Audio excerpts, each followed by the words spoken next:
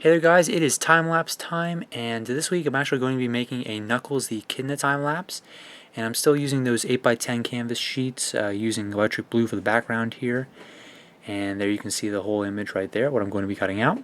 This image actually has a lot of border lines in it, a lot of those kind of black lines that the animators draw to kind of give contrast to the character, and I'm actually going to be using a little bit of Sharpie, a little bit of permanent marker in this time-lapse, and that's something I typically don't use in a lot of my videos, but I kind of wanted to use this opportunity to show you guys how the Sharpie can really bring out some contrast in the character and in the painting, as well as kind of give you guys an idea of how cool it can look.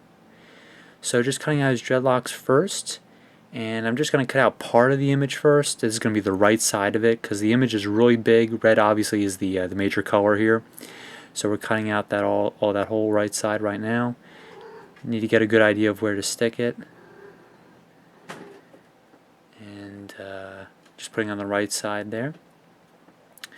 You can see kind of his dreadlocks, they kind of hang over a little bit. It's really not going to make too much of a difference, but it would probably fit on the wider canvas, but since I'm using 8x10s, I kind of made the image a little bit bigger than I should have, but that's okay. So this is going to be the left top part of his head here. And the trick here is lining it all up, because this is obviously puzzle decoration. You're kind of applying all the pieces together like a puzzle. So now I'm going to be cutting out his eyes.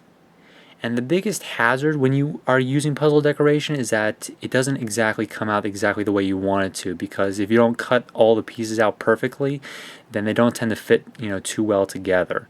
And you can see a little bit of this right now because it doesn't quite fit on there. Now remember, there is a little bit of the border lines that I need to worry about, which is like kind of those black lines I was talking about. So those are going to account for a little bit of the borders, but it really should line up a little bit better than that. I kind of figured out exactly why this wasn't fitting. It was too far to the left, and I found that out later on in the video here. So now working on his face here and using that beige color. Like I said, all those black border lines are going to be done with the permanent marker. And of course just applying these on here. I think this is actually the first painting and the first creation I think I've ever made where I've actually paid attention to where I was putting things with regard that I'm going to be using a permanent marker to create those border lines. Usually I'm trying to overlap a lot and kind of just make sure that everything fits together perfectly, but this time I'm kind of actually having to think ahead on how those border lines are going to work out, and that's kind of a little bit difficult. I'm not used to doing that. So this is going to be the rest of his body here. This one kind of fits right into his dreadlocks on the right side, and just cutting out that. All those black lines, like I said, will be done later. This is a good part of his arm, and his glove will be fitting into kind of that spot in between. So I'm going to peel this up, and of course this is kind of just going to line up right there on the bottom. And you can see that blue kind of lightning bolt right there. That's going to be kind of done over with the permanent marker. So now working on his gloves. This is it for his typical pose, kind of just like the Sonic pose with the gloves, with the arms crossed and the gloves kind of sticking out. He's got those really cool gloves with the spikes on them. I always thought that Knuckles was pretty cool. I think I like Knuckles a little bit more than Sonic. But he's got those two gloves there. And we'll be adding a little bit of detail to those gloves later on with the permanent marker. Doing a little bit of modifying there to make it look a little bit better. This is part of his arm, and there's a little bit of his dreadlock hanging down there, but I decided not to do that because it wasn't really that important, and you're not really going to notice too much of a difference between that and the original image unless you were comparing them side by side. So that's part of the rest of his front there, his front part of his shirt, whatever he's wearing.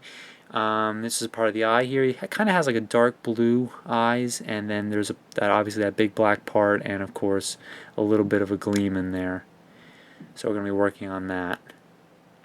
Kind of cross between a teardrop shape and kind of like a point for the other one. So working on those. As you can tell, it looks pretty cool. I'm going to do a little trimming there.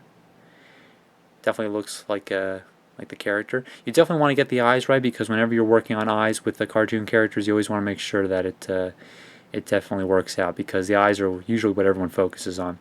These are to add a little bit of contrast to his dreadlocks. This is kind of the maroon color duct tape, and this is actually on the original image. It's not quite this dark, but it does add some contrast to it. And of course we'll be using the permanent marker in a little bit. So just arranging that a little bit, making it look really cool. And I'll be trimming that off right up on the top there because I wasn't sure exactly where to end it. Alright, so now I'm actually going to be using the permanent marker. This is just freestyling it all, and I'm looking at the image on my computer just to get an idea of what it looks like, and I'll be skipping ahead in a second because I trust you guys don't want to watch me use the entire thing here with the Sharpie. So that's what it looks like. It looks kind of like a pop art image. I really like the way it turned out.